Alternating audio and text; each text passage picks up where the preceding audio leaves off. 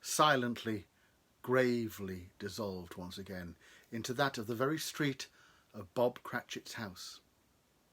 Scrooge had not moved, and yet time had definitely moved on. The house was cracked and careworn. It lacked the signs of loving repair that had been there before. Also, the scene didn't look as real as before. Previously on this night, everything had seemed like the real world that Marley knew of old. But now, all had taken on a malevolent and impressionistic tone. Angles had been pulled out of true, shadows twisted into maddening spirals, and Marley had the impression that it was his own presence that was making it so. Scrooge gave no indication of having noticed the dilapidation of the building or the further oddities, but the appearance of Marley, cloaked and hooded, drove him to his knees, his eyes transfixed on the scythe. The scythe shone in the darkness like some terrible cold beacon across the scene. In its light, Marley could see that dread was infesting Scrooge, and he allowed himself a little smile. Then a worrying thought occurred to him. How was he to move his charge without the facility of speech? Marley couldn't just stand there with Scrooge gibbering at his feet. Then, after a few moments of abject terror, Scrooge found his voice. "Am I in the presence of the ghost of Christmas yet to come?" he said. Marley nodded his head in relief, a little too vigorously, which made the hood feel like it was slipping backwards. "You are to show me the shadows of things that have not happened, but will happen in time," Scrooge pursued. "Is that so, Spirit?" Again, another nod, although this time a much more stately affair. Although Marley imagined that Scrooge may have been becoming used to ghostly company, it pleased him to see that when he crooked a finger to incline him to follow, that Scrooge's legs would not bear him with any great strength.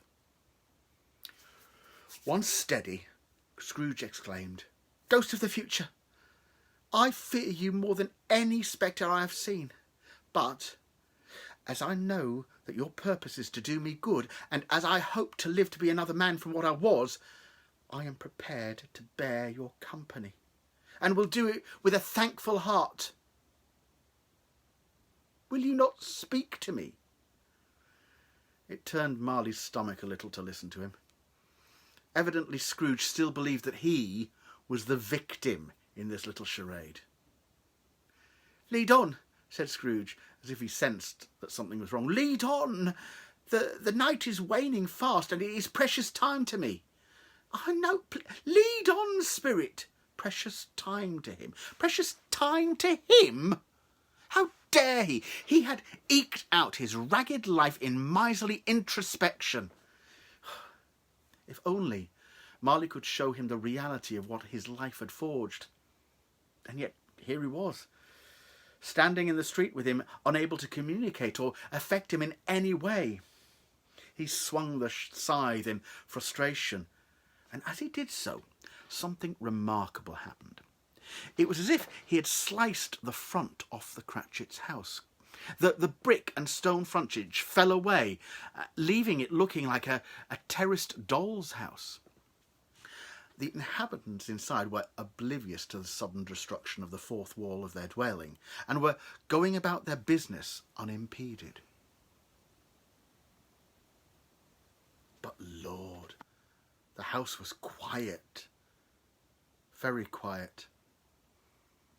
The family, who upon Marley's last visit were having such a cheerful Christmas dinner, were all as still as if they were china dolls, arranged by some giantess child.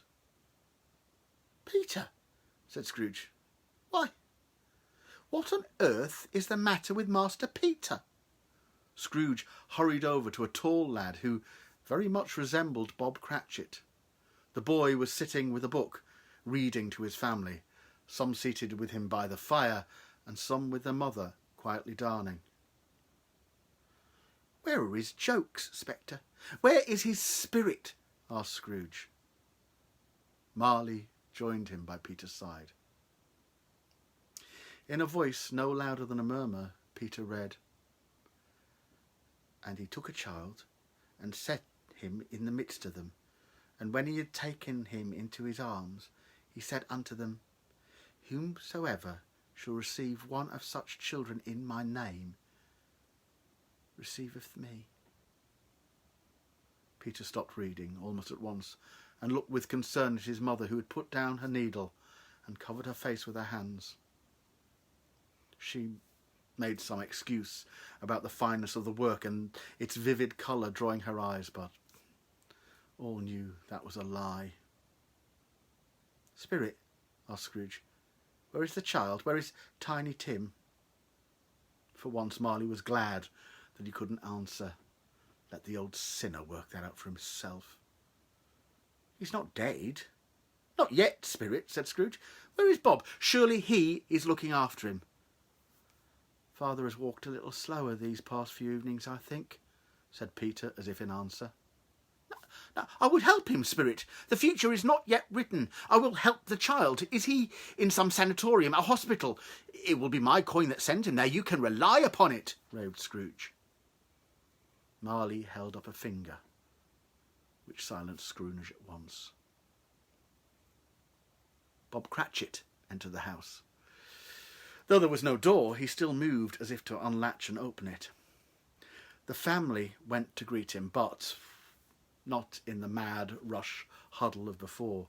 Yet each of them had their moment with their father, one removing his muffler, another his coat, one moving out the chair at the table, another helping him to his tea.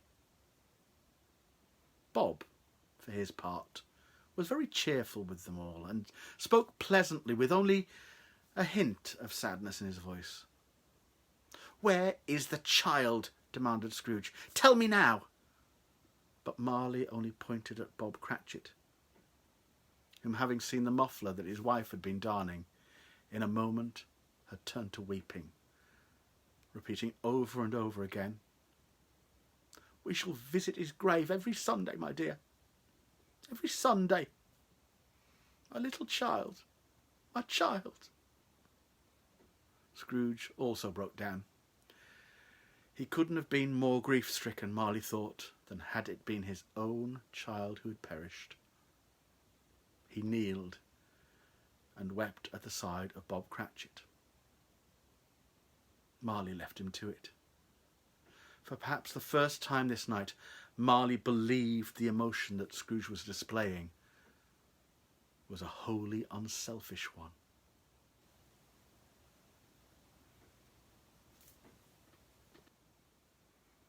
The night drew on, the tears abated, and the company drew around the fire and talked. Bob had, during the day, met with Scrooge's nephew, who had consoled poor Bob and passed kind words to him for his family. "Oh, that is Frederick to a T," said Scrooge. "So like his mother. Why, I wager he will see to it to better the position of this poor family." Bob Cratchit was of the same opinion, and teased Peter that he could very well soon find himself working with the gentleman. "No, I'll not do business with a Scrooge," said Peter to this. "Not whilst there's breath in my body." Bob reminded his son that, being Scrooge's nephew, Frederick did not bear that doleful name. "And he is the most pleasant gentleman you ever did meet, Peter," he said. "Quite unlike the old man." "That he is," agreed Scrooge, "although I will endeavour to become more like him in the years I've left to me. You will see a change, Master Peter, you will see a change." Marley felt that they had intruded on the Cratchits for long enough, and beckoned Scrooge to his side, then out into the street. The front of the house rebuilt itself brick by brick as they stepped through. Marley divined that the scythe that he carried had some property of magic within its fabric, and that it may well provide a means of travel within this world. So, as he walked, he swung it ahead of him in the manner of a reaper cutting corn. It did indeed have the desired effect. As he swung it, it slashed a hole in the air in front of him, revealing another place beyond.